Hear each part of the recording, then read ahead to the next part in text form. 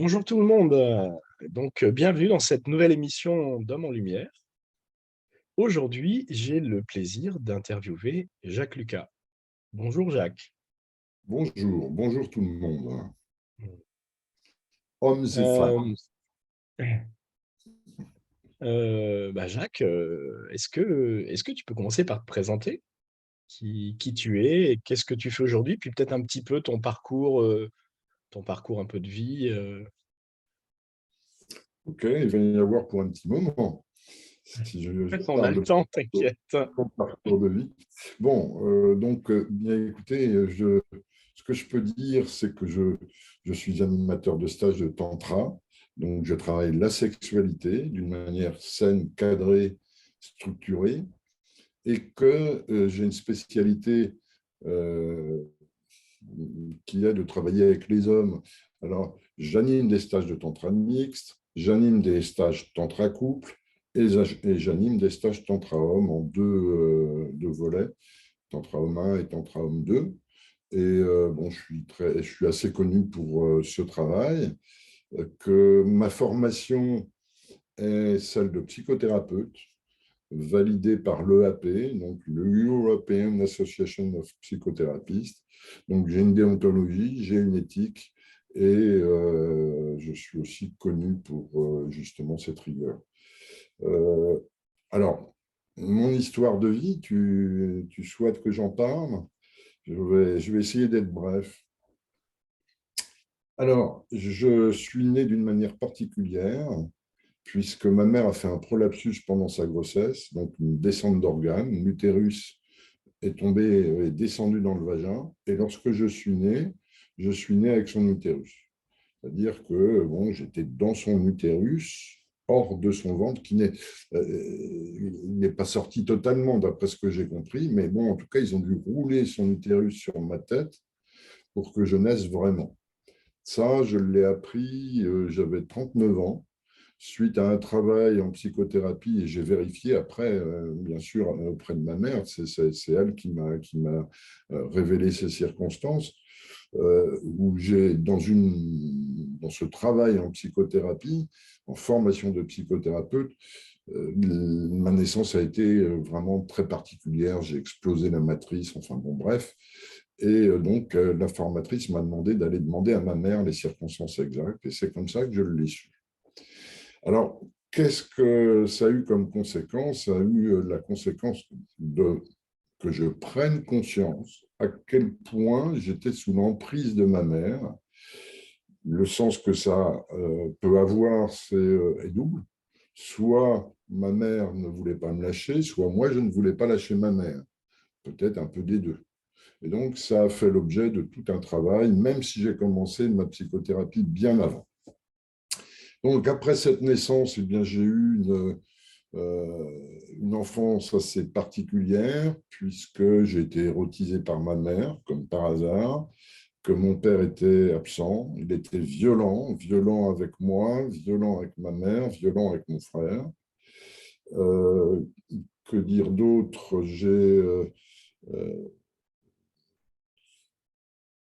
En fait, bon, ma mère m'a érotisé et, et je le savais, je le sentais, j'en étais conscient. Et donc, à un moment donné, j'ai demandé l'aide à mon père, c'est-à-dire que je lui ai parlé de mon Oedipe, parce que bon, ma mère ne me laissait pas insensible. Et il a refusé de me donner de l'aide, il m'a craché à la figure. Moi, je lui ai explosé le visage, un coup de poing. Bon, bref, c'est scène de western. Et d'autres événements violents ont eu lieu, entre autres avec mon frère qui a fait une tentative de suicide. Et j'ai été accusé par mon père d'être l'assassin de mon frère, qui n'était pas mort. Je l'ai su 2 jours après. Enfin, bon, bref, c'est une enfance de... Alors, j'ai oublié de préciser une chose, c'est que ma mère était alcoolique. Et que, bon, l'ambiguïté de son comportement quand elle était saoule venait interférer sur euh, qui j'étais. Est-ce qu'elle me prenait comme un petit garçon ou est-ce qu'elle me prenait comme un homme à séduire? Bon, c'était très, très, très, très bizarre. Bref, Mmh. un événement marquant qui s'est passé sur 3 jours et qui a lien avec ce que je viens de dire. J'ai fait un rêve un soir, admettons un mardi soir, où je suivais le Christ dans le désert.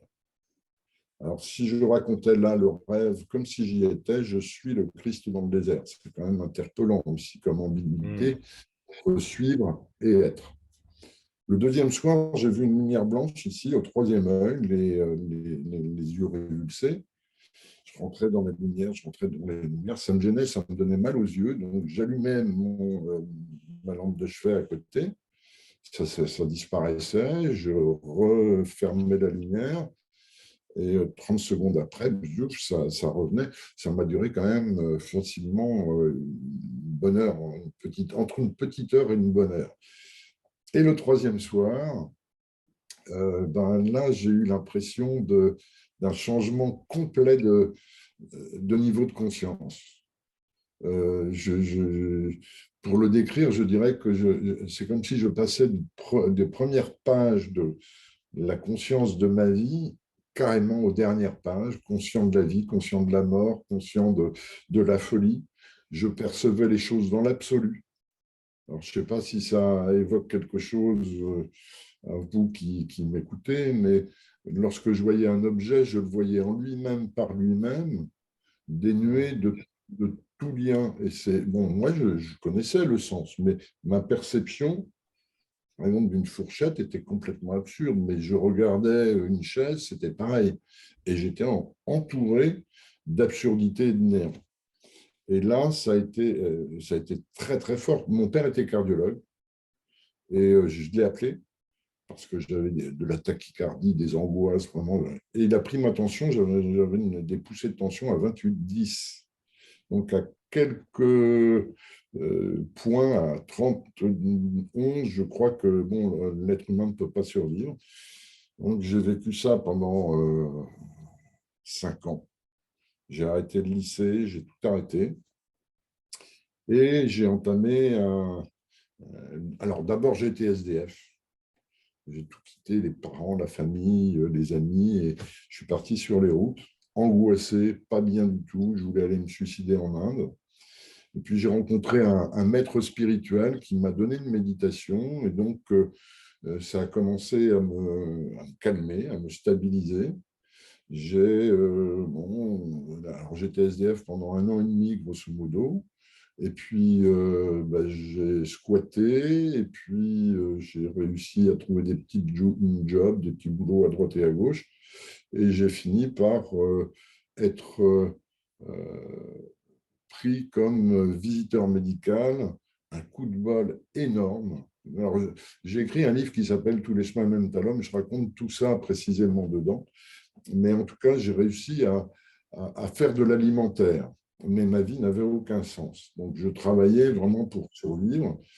Quelquefois, j'ai connu la faim, hein, j'ai connu aussi le froid, j'ai connu les difficultés, hein, avec très peu de choses qui m'appartenaient. Et donc, le fait de travailler m'a amené aussi de la stabilité. Et j'ai travaillé sur ces 3 jours en thérapie parce que j'avais entamé une psychothérapie parce que j'en avais besoin.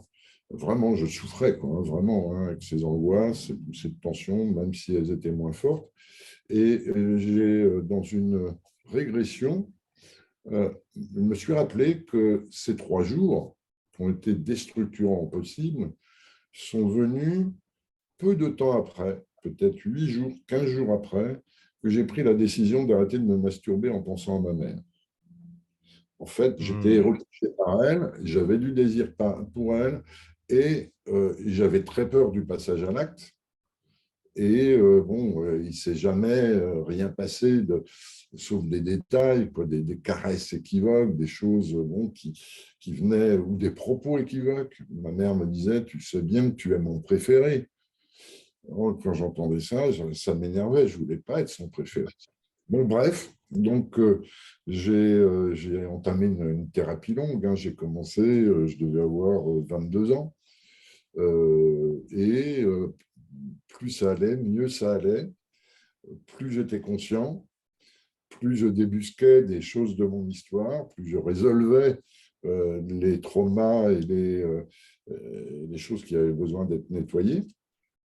Et j'ai eu envie de devenir psychothérapeute. Donc, j'ai fait cette formation dont je parlais auparavant, les FAPO, où je me suis retrouvé à faire ce travail sur la naissance dès la première année de formation. Mmh. Et à la fin de ma formation de psychothérapeute, je me suis rendu compte que bon, un gros travail avait été fait, mais le gros du gros, la sexualité avait été parlée, avait été évoquée, même profondément, mais n'avait pas été vraiment travaillée.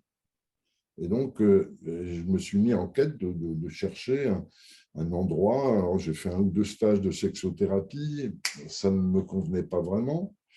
Et je suis tombé sur un stage de tantra. Alors, j'ai fait plusieurs stages ensuite, hein, même de nombreux stages par la suite. J'ai fait une formation avec Margot Anand, j'ai travaillé avec Sudhir Roche, etc., etc., etc.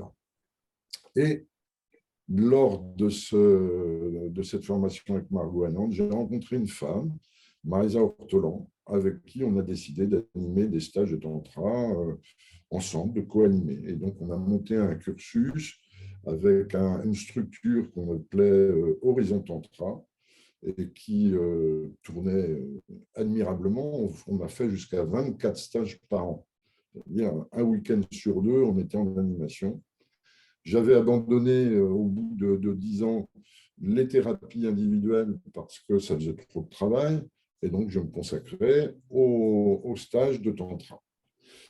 Et dans le cadre de ces stages, j'ai été beaucoup touché par, en tant qu'animateur, mais aussi en tant que participant, en montant, hein, lorsque j'étais en formation auprès de Margot ou auprès de Soudir, par la détresse des hommes.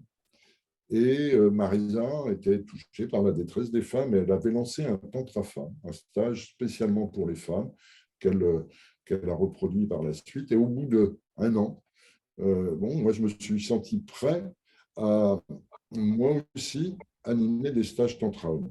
Il faut dire qu'auparavant, j'avais vraiment une peur des hommes, peur de leur violence, de leur jalousie, euh, peur de leur contestation, manquant de validité, de légitimité. Donc, ça a été un switch important aussi de me lancer dans les tantra hommes. Et maintenant, je me régale. Et je suis vraiment. Mais, alors, je suis super bien entouré par des assistants qui sont très volontaires, très engagés.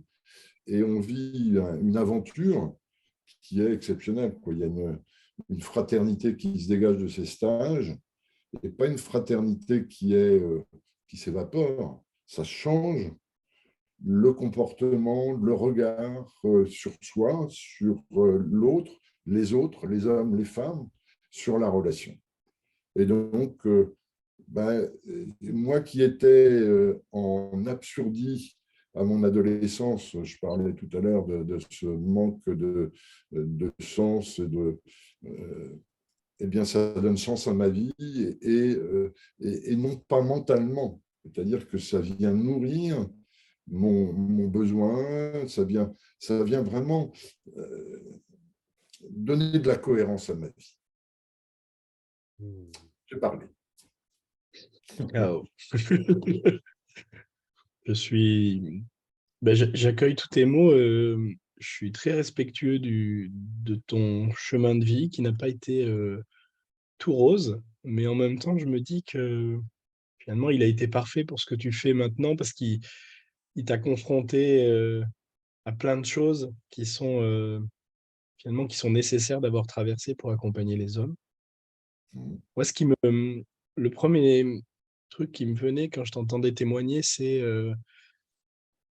justement la projection, de la mère si elle n'est pas, épanouie avec le père, qu'elle va reporter toutes ses projections sur le fils qui devra incarner, l'homme idéal qui va venir combler ses manques, alors que ça soit, dans l'érotisation ou que ça soit juste, émotionnellement ou psychiquement, mais il y a vraiment quelque chose de très fort. Moi, que j'ai pu vivre d'une autre manière avec mon père absent, hein, d'une autre manière, mais je vois bien que ma mère, elle avait toujours les mots du style: «Ah ben, heureusement que tu es là parce que bon, ton père, machin», enfin de me mettre à la place et que ça a été, super difficile en tant que fils de pouvoir sortir de ce rôle-là, quoi. C'est comme si on m'imposait un rôle auquel j'ai rien demandé et je me dis, enfin, j'entends dans les mots de ton histoire que c'est un peu similaire, qu'en tant qu'enfant, tu as été mis, objetisé et mis à une place qui n'était pas dans l'ordre des choses. Oui, Est-ce que c'est quelque chose que tu retrouves beaucoup quand tu accompagnes les hommes? oui, oui, oui, oui, bien sûr, bien sûr. Je pense que, bon, il y a deux problèmes pour un homme, c'est le père et la mère, habituellement. Bon, il peut y avoir des problèmes annexes de fratrie, d'amitié, de relations amoureuses, etc. Mais ça ramène toujours à la relation à papa-maman. Et bon, il n'y a pas de parent parfait. Et tant mieux. Bon, sinon, ce serait impossible de, de, de chercher à s'en émanciper et à trouver sa propre liberté avec un grand L majuscule. Mais c'est vrai qu'il y a des problèmes récurrents, presque systématiques chez les hommes. C'est le manque d'amour du père, du papa, le manque de présence du père en tant que poseur de loi. Et puis, il y a ce que je pourrais appeler la toile d'araignée maternelle dans laquelle on s'embourbe avec un père qui ne fait pas son devoir de séparateur entre la mère et ses enfants, au sens large, garçons et filles, de manière à ce qu'ils puissent s'individuer, se singulariser et s'affirmer. Et c'est la raison pour laquelle, dans les stages tantra hommes en particulier, c'est des initiations, en fait, hein, des rituels que j'ai adaptés qui viennent de différentes parties du monde, différentes époques, mais qui sont fondamentaux pour, euh, pour se singulariser, s'individuer, se sentir être soi. Pendant longtemps, je savais que j'étais un homme, mais je ne me sentais pas homme. Et je Mmh. crois qu'il y a beaucoup d'hommes qui sont dans ce cas-là, comme il y a beaucoup de femmes qui, bon, se voient, oui, je suis une femme, j'ai des seins, j'ai un sexe de femme, bon. Et je ne me sens pas être femme, je ne me sens pas être homme. Eh bien, le travail tantra-homme amène à se sentir être un homme. Et ça, c'est important parce que je vois, alors là, je fais une aparté, mais un nombre important d'hommes qui s'interrogent, est-ce que je suis vraiment un homme? Ah, j'aimerais bien être une femme. Et maintenant, dans les conditions de la société, c'est très jeune, on va solliciter comme si on avait le choix d'être un homme ou une femme. Et donc, il y a bon,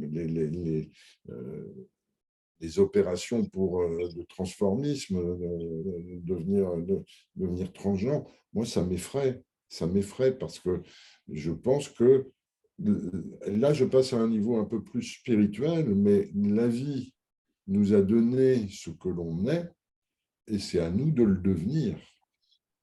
Et Mmh. donc, ça nécessite un travail. Et ça, c'est pas de moi, hein. Je crois que c'est Jung qui disait deviens ce que tu es.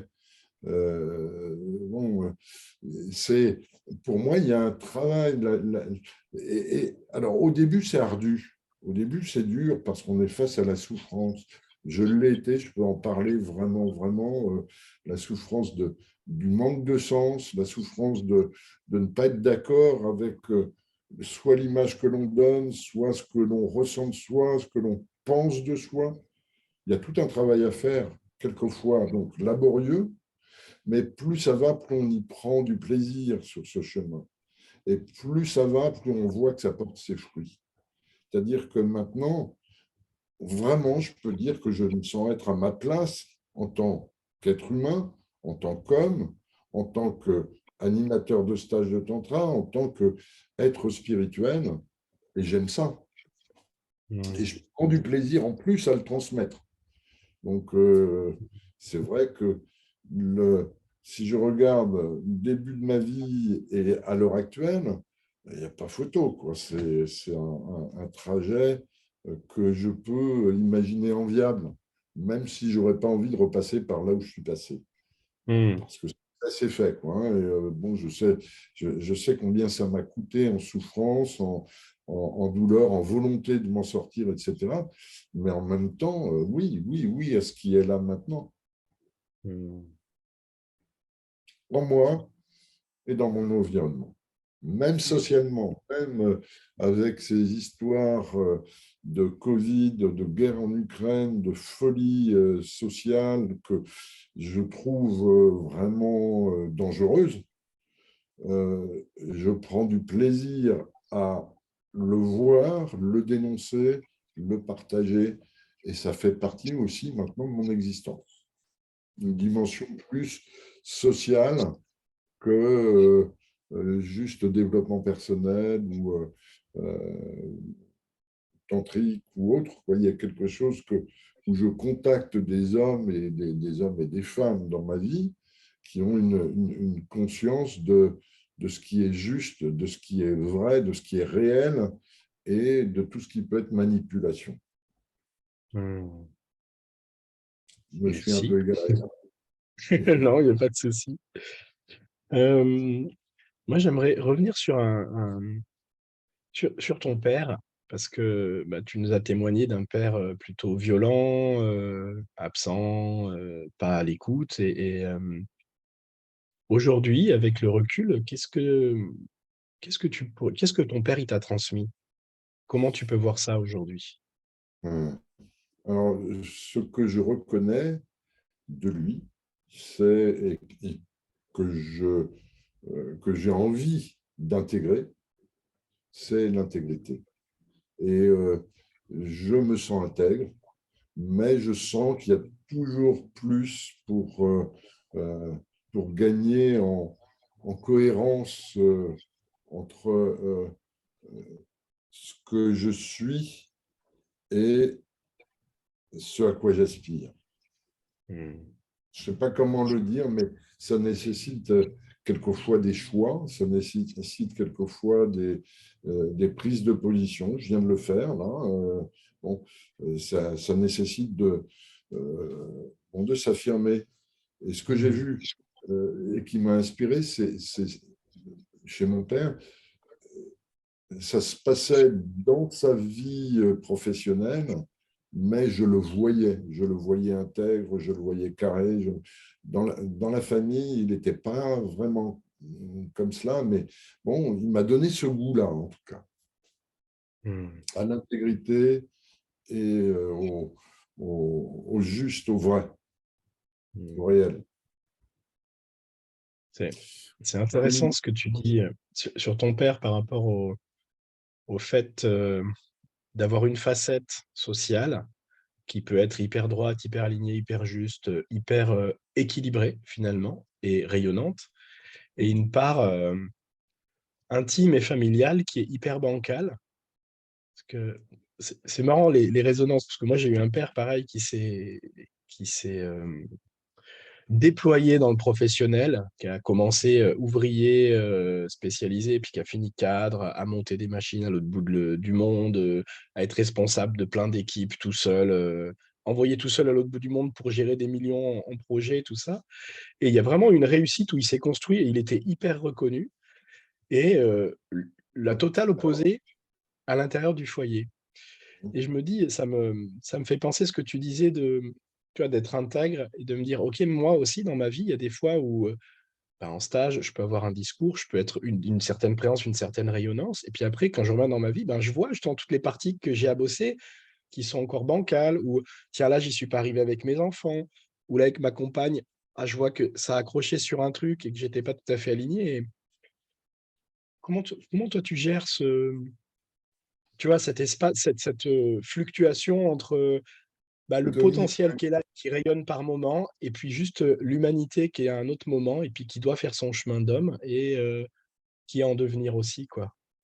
Alors, moi, je vais le dire d'une autre manière. Je dirais que j'ai aimé ce que j'ai vu de mon père socialement, dans ses relations, dans ses actions, dans ses positions. Alors que c'est vrai que mon père à la maison, c'était soit il était dans son bureau absent, soit il était, par exemple, à table avec ma mère, avec mon frère, avec moi, violent, cassant, autoritaire, manquant d'humanité totale, donc exécrable. Et donc, c'est vrai qu'il y avait, j'aime cette partie-là et je n'aime pas celle-là. Et que, euh, bien, bon, mon travail a été euh, d'intégrer ce que j'ai vu de mon père sur le plan social, mais pas seulement dans le faire, mais aussi dans la relation avec le monde, avec ses clients, avec bon, ses collègues, ses confrères, qui m'a inspiré et que j'ai aimé. Et j'ai l'impression bon, d'avoir hérité de ça et d'être dans cette position, mais de manière plus large, c'est-à-dire que j'ai l'impression que ma vie perso euh, elle ressemble aussi de très près, mais il y a toujours à améliorer, il y a toujours à comprendre pourquoi on dysfonctionne. Mais j'ai l'impression qu'il y a une cohérence dans ma vie. Mmh. Après, je sais que, il y a un sujet qui t'est cher, par rapport au père, c'est de, pouvoir, amener cette distinction entre justement, le père et le papa. Et là, dans Oui, ton histoire, c'était un peu le père qui travaille, qui est là, qui est présent, mais le papa qui est plutôt en lien dans l'émotionnel et dans l'affectif était manquant. oui, bien sûr. Heu, tu J'ai envie j'ai de pas... Alors, il y a une chose que je n'ai pas dit, mais je vivais mon père comme étant potentiellement pédophile. C'est-à-dire que je ne supportais pas, mais je te donne un exemple, il m'embrassait, je sentais sa salive sur ma joue, je fonçais à la salle de bain et à la pire ponce avec du savon, je frottais, frottais, frottais, il me dégoûtait. Et sur le plan, et puis et c'est étonnant parce que je voyais ma mère, elle embrassait mon père avec les bras comme ça, quoi, hein, et c'était bon. Et j'ai vu des tas de personnes, par exemple une filleule, ou, bon, avoir aussi de se sentir empégué par mon père. Et mmh, donc, et quand je dis mon père, c'est mon papa à l'époque. Et donc, oui, j'ai manqué de papa. Et donc, comment accepter, dans un premier temps, à l'adolescence, un père brillant, alors que le papa est vraiment absent et le peu qu'il donne à voir, à sentir, est non merci, j'en veux pas, quoi. Surtout pas lui. Alors, il y a eu tout un travail qui a été fait justement de reconnaître la valeur de mon père en tant que père. C'est-à-dire que bon, il posait la loi à la maison. Et bon, étant donné que je n'avais pas apprécié, quand je dis apprécié, que je n'avais même pas accepté la, la qualité de mon papa, je ne pouvais pas accepter la qualité du père. J'étais c'était de la domination qu'il essayait de faire, de m'imposer. Il n'y avait pas de lien affectif. Accepter une autorité qu'on estime être injuste et décalée, c'est pas possible. D'autant c'est plus de la que soumission, quoi. et voilà, et j'avais des alliés. Il y avait ma mère, qui était, bon, et puis mon frère, parce que bon, on n'était pas dupes. Nous, on le voyait à la maison, comment il était, mon père, mon papa. Et Mmh. bon, ça a été un travail en thérapie, en psychothérapie, d'approcher le personnage du père en ayant manqué du papa. Et bon, plus tard, bon, j'ai pu lui dire, je sais pas, moi, vers 40 ans, bon, que je l'aimais. Et même avant des 30, 35 ans. Et bon, c'est quelque chose qui m'a coûté et que je sentais en même temps. Je sentais qu'il y avait une part de moi qui aimait la relation dans le présent. Et que par contre, si je considérais le passé, je ne pouvais qu'être critique, voire en réaction. Donc, il y a tout un travail aussi de pardon. Je me rappelle à l'âge de 15 ans avoir dit à mon père, papa, t'es un étranger pour moi. Oh, je me rappelle qu'il avait accusé le coup. Et puis, il était passé à autre chose. Et un autre jour, une autre fois, je lui avais demandé, ça c'est aussi très très fort, je lui ai dit, papa, est-ce que tu m'aimes? Et là, je devais avoir une dizaine d'années. Et il m'avait dit, ah, si tu étais différent, oui, je t'aimerais. Ping. Quand j'ai reçu ça en pleine, c'est une réalité, quoi. Ça a fait partie de mon vécu avec mon papa et mon père, entre les deux, quoi. Mais je pense avoir euh, réussi euh, ma conciliation et mon intégration de l'homme que je suis parce que j'avais préservé un idéal de papa quand j'étais tout petit. Et que mon papa, c'était un dieu. Mon papa, il était grand, d'ailleurs, il était reconnu socialement. On disait que c'est le fils du docteur Lucas, et dans la rue, des gens que je ne connaissais pas, ça m'arrivait de l'entendre. Donc, j'avais tout petit un regard, mais j'ai vu ces comportements, ça a cassé la relation à l'homme qu'il était, et ça a nui, dans un premier temps, à l'intégration du père.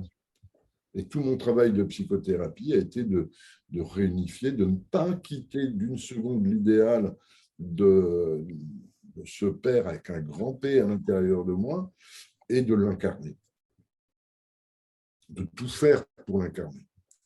Je ne suis pas l'idéal, c'est pas ce que je dis, hein. Simplement, bon, j'ai cet idéal à l'intérieur de moi. Et pour vous dire un petit peu, mais j'ai une relation avec mon père dans l'au-delà. Quand je dis je communique avec lui, je lui demande et je vois pratiquement des choses qui se passent dans ma vie comme s'il était là et qu'il me répondait. C'est étrange.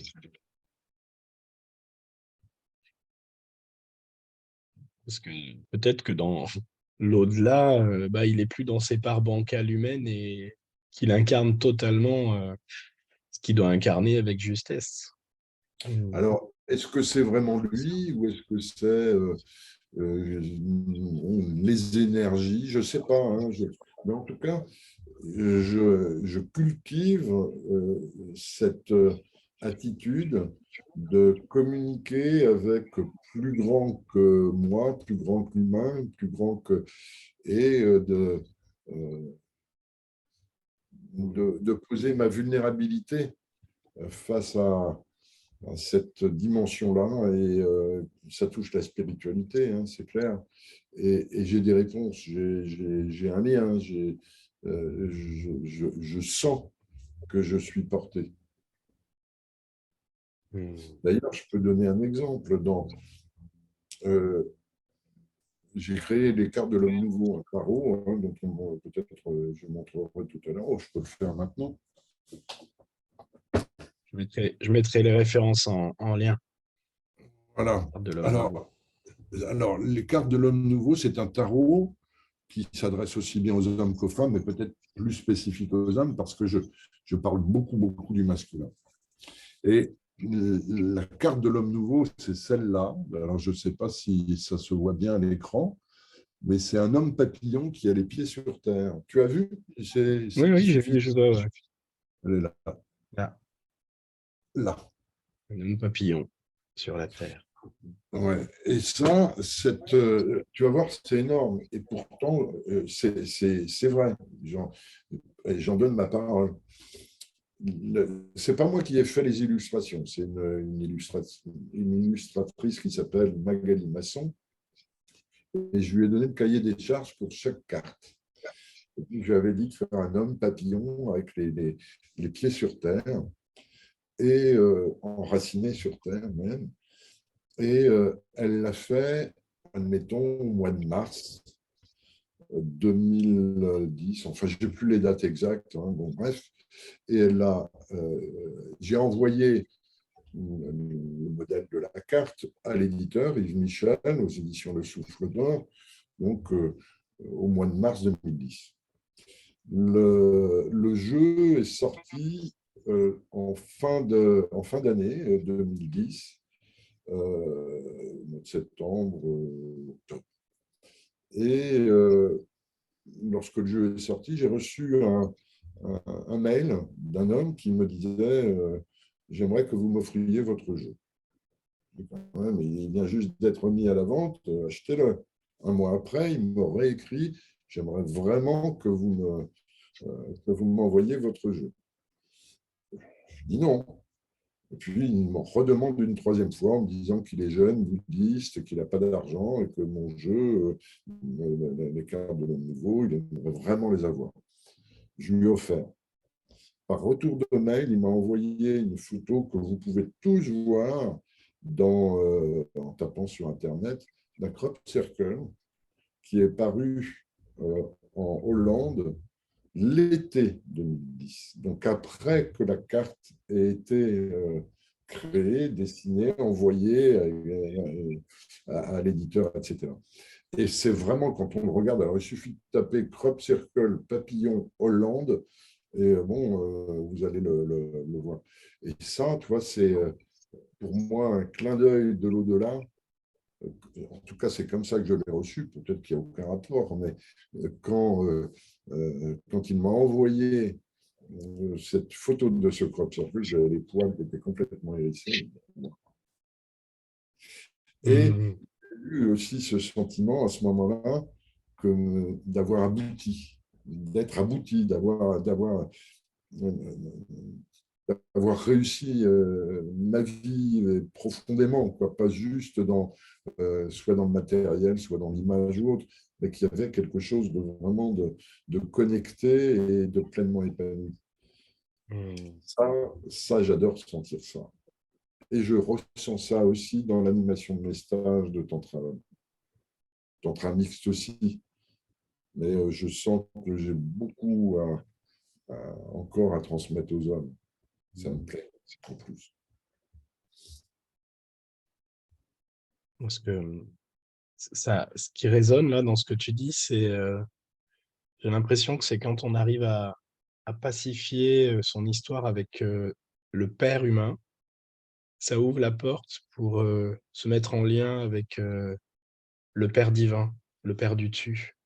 C'est comme si j'ai l'impression qu'on bataille avec la relation justement du manque de père, du manque de papa, qu'il y a une relation plutôt horizontale et qu'à un certain moment dans la vie, il y a autre chose qui se passe où il y a une guérison ou une résilience et qu'enfin, parce qu'on a pacifié ça, ça ouvre la porte à pouvoir se Alors, connecter à un père, à un autre père, à une dimension céleste en fait.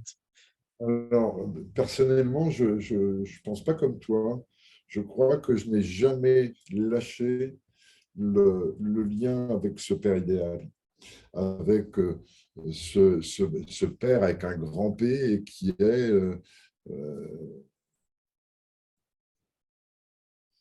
on pourrait mettre Dieu, pourrait mettre bon, le grand tout. Pour moi, je n'ai jamais lâché ça.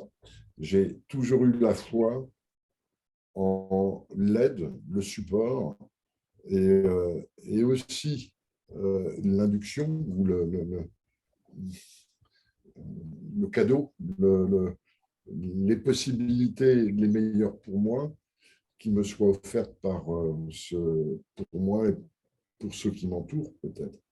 Mmh. Mais avec un travail à faire, avec bon, du nettoyage et vraiment de pacification. Mais ça n'a pas été l'aboutissement du travail de contacter, de sentir cette dimension-là.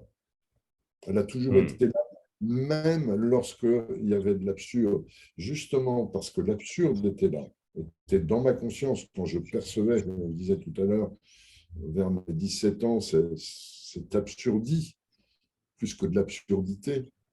C'était au-delà des faits. C'était vraiment bon, un état bon, que je percevais. Là, j'étais obligé d'aller chercher à l'intérieur de moi, de me rappeler mais il y a sûrement quelque chose d'autre qui existe. Il y a une transcendance. Et c'est comme ça, je crois que, en fait, j'ai goûté le néant.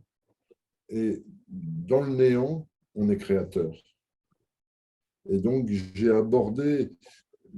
goûté, mais de manière bon, à une dimension qui est celle du grand tout, d'un éveil, je ne sais pas comment le dire, mais sans dire que je suis éveillé, parce que je ne le suis pas, mais j'ai goûté à ça, sans dire que je suis réalisé.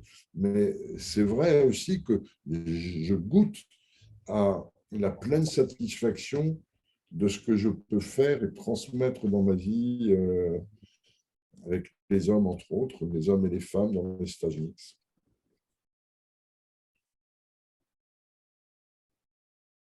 Et, et, on est tous sur un chemin de réalisation. Alors j'entends que bah là, tu goûtes le fait que d'avoir nettoyé les filtres, ta vibration peut rayonner beaucoup plus et de plus en plus. Et si demain, il y avait encore d'autres choses à mettre en place, que ça soit avec les hommes ou pas d'ailleurs, qu'est-ce que tu auras envie de mettre en place pour la suite? Tu vois, quelque chose, te dire, bon, bah, maintenant que j'en suis là, j'ai envie encore d'aller plus loin. Ça serait quoi pour toi? Alors, bon, là, je suis dans des projets alors, qui ne sont pas bon, en cours de vraie réalisation. Bon, c'est des idées que j'ai. J'aimerais bien écrire un livre sur les violences au féminin, les violences du féminin, les violences, entre autres, de la mère, parce que je crois que les hommes, euh, on a tous, même si on a une bonne maman, on a tous subi quand même un certain emprisonnement. Je le vois dans mes stages. Hein. Bon, il n'y a pas de parent parfait, encore une fois. Et que la violence au féminin, par le féminin, donc, est quelque chose de beaucoup moins évident, de beaucoup moins clair que la violence au masculin, qui est une violence physique. Là, c'est des sentiments, c'est des manipulations, c'est du... Et pourtant, ça fait énormément de mal. Ça a des conséquences sur, bien sûr, les hommes en devenir et les femmes en devenir, les enfants. Bon. Mais bon, je pense que c'est aussi une position que l'on peut voir presque socialement, où c'est à l'heure actuelle, allez, je pose les mots, mais plus la loi du caprice qui domine plutôt que la loi du père, la loi de l'amour. Donc voilà. Et deuxième axe, on en parlait tout à l'heure, c'est de dissocier papa et père de manière à avoir plus de confiance et peut-être pour les jeunes papas, les jeunes pères, à exercer leur paternité d'une manière vraiment juste, efficace, amoureuse, constructive. Il y a des pièges dans lesquels on est quasiment tous tombés, nous, les générations précédentes. C'est bon, justement le manque de connexion entre le papa et le père. Tu parlais de ton histoire de père qui était absent, le mien bien sûr, et le nombre d'hommes qui ont vécu ça. Dans mes stages, quand je demande, vous souvenez-vous, tous les hommes, avoir eu des partages d'intimité, intimité juste, hein, je ne parle pas de sexualité, hein, bien sûr, c'est clair, hein, c'est net, hein, mais de tendresse, bon, de hugs chaleureux, etc. Il y en a très très peu à lever la main. Il y a peut-être les 2% de la population masculine qui a pu vivre des moments de très chaleureuses, des moments très, très, très chauds, très doux. Et que ça, eh bien, ça crée l'homme méfiant. C'est-à-dire que si petit, on n'a pas vécu de chaleur avec son père ou ses frères, mais bon, avec son père en tout cas, eh bien, on va projeter sur les hommes plus tard un danger, une mise à distance, plutôt que d'être dans un lien fraternel. Voilà. Et je Mmh. crois que le gros problème, la grosse difficulté pour un père complet, qui soit papa et père, eh bien, c'est de savoir poser la loi de manière douce, acceptable envers ses enfants. Et que Et pour pouvoir faire cela, un père doit avoir cultivé le papa dans sa relation avec ses fils, ses filles aussi, bien sûr, hein, mais bon, de manière à ce que le, le difficile transmis par le père, quand je dis le transmis, c'est posé par le père en termes de loi, en termes de frustration, soit accepté et non pas combattu et rentré dans du conflit. Mmh. Ça te paraît clair? Si, oui, ça me paraît très, très clair. Après, je suis en train de faire le lien, parce que moi, je travaille énormément avec les archétypes masculins et je me dis que finalement, pour moi, le père, c'est le roi, c'est la loi qui descend. Et qu'en fait, le roi, bah, si il n'a pas une part, il n'a pas développé une part d'amant qui est l'accueil, le lien, la compassion, il fait un roi autoritaire et dictatorial, quoi. Mhm. S'il n'a pas développé sa partie guerrier, il ne pourra pas incarner cette loi parce qu'il pourra la penser, mais elle ne sera pas incarnée. Et puis, s'il n'a pas un magicien développé, bah, il ne va pas avoir ce qui se joue à chaque fois pour dire, OK, là, il y a la loi, mais peut-être que la personne, en fait, on peut adapter la loi selon la situation. Donc, pour moi, il y a la compassion, la pertinence et l'action qui doivent être au service du père, quoi. Et c'est vrai que, tu vois, ce qui est intéressant, c'est que ce week-end, j'ai échangé avec d'autres hommes et on se disait, mais effectivement, il manque un rituel dans notre société pour quand l'homme devient père et quand il a son premier enfant. Qu'en fait, il n'est pas accueilli en tant que nouveau père. Et peut-être qu'il faudrait un rituel qui puisse lui permettre déjà d'accéder à la fonction de père, enfin au rôle de père dans son chemin d'homme, mais qu'en plus, dans ce rituel, on pourrait lui amener l'énergie du papa et l'énergie du père, que ça soit tu vois, comme s'il manquait l'accès à cette énergie. Parce que vu qu'on nous apprend rien, enfin, on nous transmet pas grand-chose en tant qu'homme, et ben, t'as un enfant, débrouille-toi, maintenant t'es père, t'assumes, quoi. Mais en même temps, Et justement, quelle il est y a la... une transmission sur, on passe de homme, et c'est comme si on passe de homme qui était une incarnation, puis hop, ça prend deux voix, ça fait père et papa. Et ça, on nous l'apprend pas. Et moi, j'ai l'impression qu'il y a comme quelque chose à retisser, à re-ritualiser, en fait, là-dessus. Ouais, il y a une conscience à poser sur cela, que, bon, euh, en fait, on pourrait dire que le père complet, c'est la somme du papa, donc de l'homme qui a euh, pleinement investigué et intégré son féminin intérieur, et du père avec un P minuscule, qui a pleinement développé son masculin. Et donc, le père complet, c'est la somme du papa et du père, le père complet, hein, avec un P majuscule, vraiment, bon, c'est la somme des deux. Or, on a naturellement comme repère notre père. Et donc, l'héritage de ses défaillances, de ses failles, de ses manquements, du positif et du négatif aussi, hein, bien sûr, les deux, positif et négatif. Et que la tendance, c'est même pas majoritaire, c'est universel, c'est de se comporter en référence, en tant que père soi-même, euh, comme ou surtout pas comme a été notre propre père. Or, notre propre père n'a pas fait ce travail d'unification du masculin et du féminin intérieur qui est nécessaire pour être un père complet tel que moi je le pose. Et un homme complet, bien sûr, surtout d'abord et avant tout un homme complet, un homme avec un grand H majuscule et qui peut exercer une fonction de père complet avec ses enfants. Et B. Finalement, on en revient à l'exemplarité.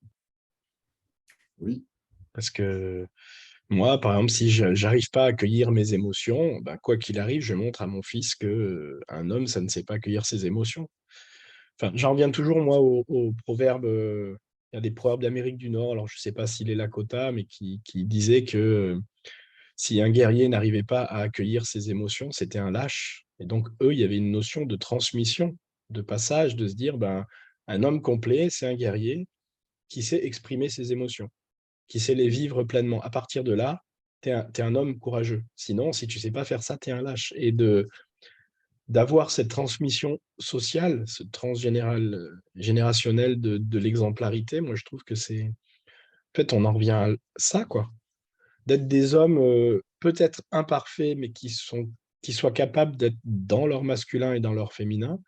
Bah, à partir de là, ça pose une nouvelle base. Oui, on sera tous des hommes bancals parce qu'on est humain, mais au moins, je peux donner comme exemple que j'assume ma part masculine et j'assume ma part féminine pour finalement être un homme.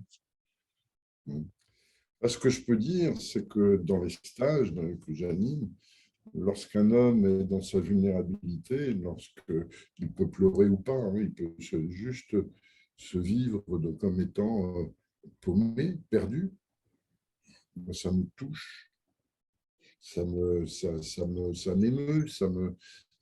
et, euh, et ça me porte vers lui.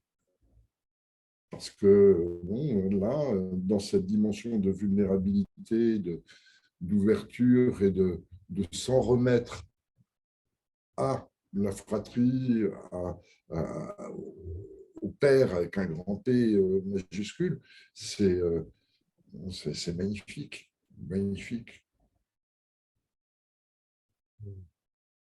J'ai l'impression dans ce que tu dis, quand justement un homme ose toucher sa vulnérabilité d'un coup, c'est comme s'il acceptait de vivre son humanité.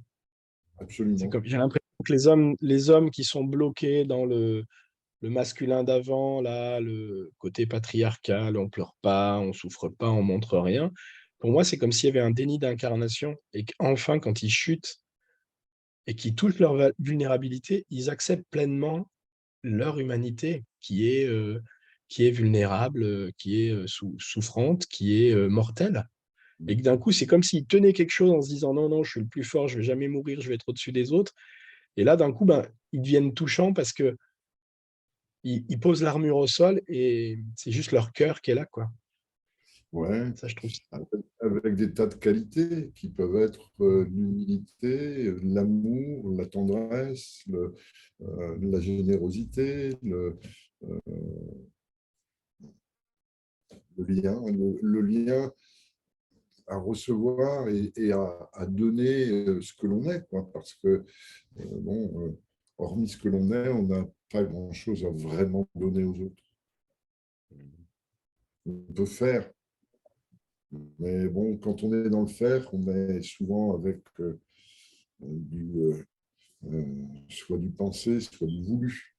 Alors que être tel que nous sommes, pour moi, c'est le plus beau cadeau que l'on peut se faire réciproquement les uns avec les autres. Ça construit la fratrie. Mm. Ouais, puis Je suis comme je suis et je te vois comme tu es. Et bienvenue à la relation entre nous. J'allais dire, dans le faire, il y a une notion d'attente et de résultat, alors que dans la présence et dans l'être, bah, il y a rien à attendre, quoi. C'est je suis là et tu es là et on est ensemble. Et il n'y a pas de faire pour arriver quelque part, quoi. On est déjà arrivé, en fait. On est déjà là. Je n'ai rien à cacher, je n'ai rien à prouver, je n'ai rien à vouloir, je n'ai rien à imposer. Bon, juste oui à ce qui est là maintenant. C'est des mots, hein, mais quand on les sent, et quand on les dit en les sentant, moi, je sens le pouvoir et la puissance que ça a.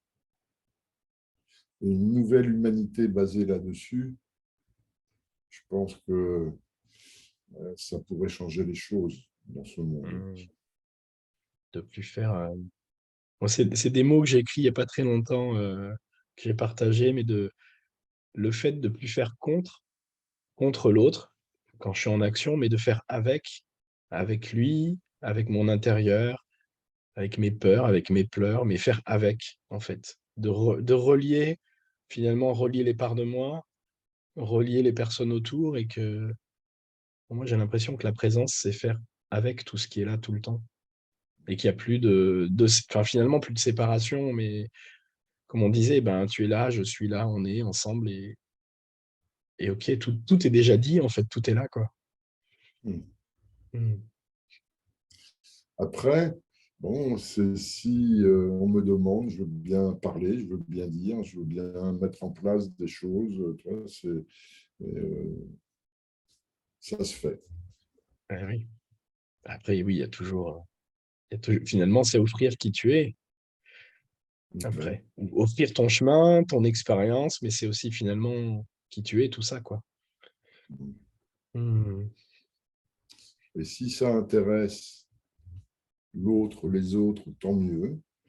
Si ça ne les intéresse pas, ben ok.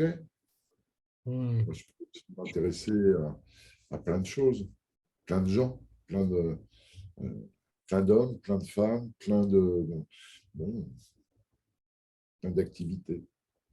Mm. Je suis très touché de là où arrive notre interview. Moi, je m'attendais à rien, tu vois, mais j'adore. Moi non plus, hein, rien n'était préparé. Hein. Et, c'est chouette. Je Hmm. suis très heureux de partager ce moment avec toi. Si, c'est réciproque, hein, c'est une bonne. Bon, j'espère que euh, bon, ça va plaire. J'aimerais que ça inspire. Ça j'aimerais que. J'aimerais. Je suis témoin de ma vie, témoin de moi, des autres, etc. Et j'aimerais que ce témoignage, eh bien, euh, porte ses fruits, porte des fruits. Tu vois. C'est comme d'avoir des enfants et de les voir grandir et de les voir heureux. Pas forcément devenir comme on voudrait qu'ils soient, mais Ouais, mais tu as l'habitude des résonances dans les stages et tu sais très bien que les mots qui ont été posés dans cette interview, quoi qu'il arrive, ils vont résonner pour certains et le chemin va se faire. Et les graines, elles sont déjà plantées parce que c'est déjà en train d'agir. Hmm. On est tous reliés. oui, on l'est tous, mais peu en ont conscience. Hmm. Hmm. Et parler vrai, être soi, face à l'autre, face aux autres, ouais, c'est ça, hein, la reliance. Et ça touche, et ça contamine, et ça se diffuse, je suis tellement heureux de voir ces hommes sortir de ces stages, par exemple, hommes et femmes aussi, hein, bien sûr. Je parle beaucoup des hommes parce que c'est mon gros dada. Mais bon, c'est magnifique de voir les cœurs s'ouvrir, de voir les yeux s'ouvrir, s'illuminer, et puis de sentir la foi en la vie, en l'amour, en la rencontre, en l'humanité qui se réveille, qui se répand, qui se top de top. Mmh. Puis voir ce côté aussi, moi, ce qui me plaît, c'est voir cette paix. Enfin, de voir les gens quand ils repartent et qu'il y a une paix, une alchimie qui s'est faite, qui sont plus en paix quand ils sont arrivés et ce qui fait que ça va germer dans leur vie, finalement, dans leurs relations, dans leur travail, dans leurs relations eux-mêmes ou aux autres, d'avoir, pacifié une part d'eux pour la suite, quelle qu'elle soit, qu'elle soit, ici ou ailleurs, mais je trouve ça, moi, c'est ça qui me touche aussi, de les voir, OK, quoi. Il y a un truc qui s'est déposé en eux et heu et ça, c'est hyper hyper chouette, quoi. Mmh. Ce qui me touche beaucoup, c'est de percevoir le, le cadeau fait par la vie à partir du moment où je me mets en position juste d'être là et d'ouvrir, d'être vraiment présent avec ce que je suis, avec mes plus et mes moins, et, euh, et de voir que la vie répond. Ces petites histoires de synchronicité dont j'ai parlé tout à l'heure, petites d'ailleurs, pour moi, ça a été vraiment des clins d'œil énormes, quoi. Parce qu'il y en a eu plein dans ma vie, j'en ai eu plein, Mmh. plein, plein, plein, qui Mmh. viennent conforter le fait que la place à laquelle je me sens être est juste. Mmh.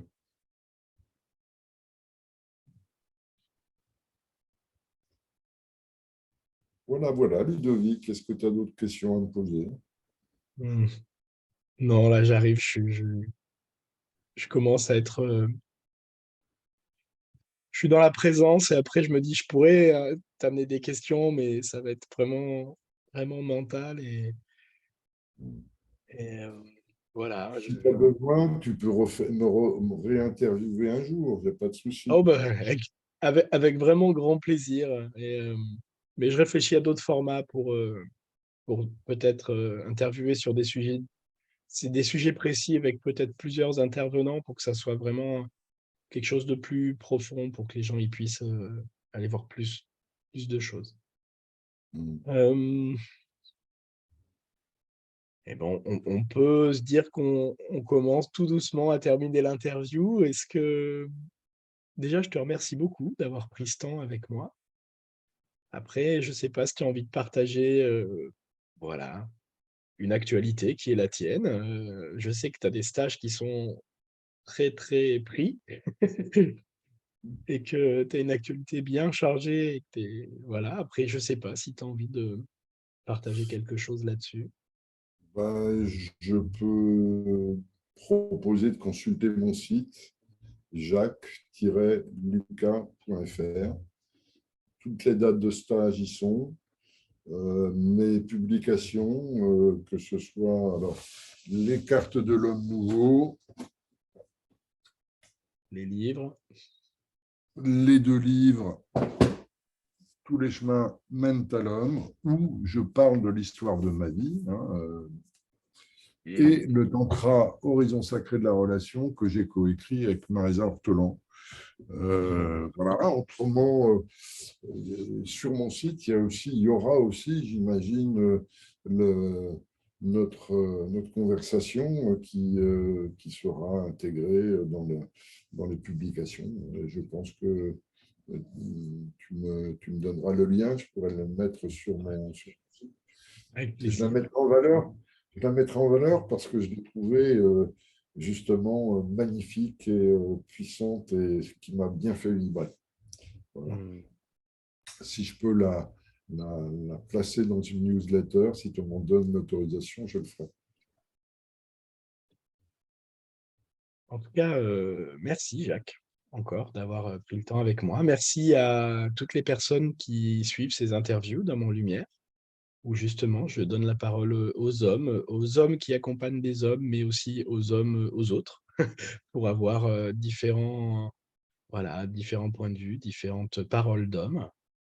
Alors n'hésitez pas, si vous aimez, eh ben, vous pouvez liker, vous pouvez partager, vous pouvez, dire à vos amis que ces interviews sont là pour que justement ça vienne résonner et que chacun puisse y trouver la pépite qui est, cachée, dans un interview pour lui ou pour elle.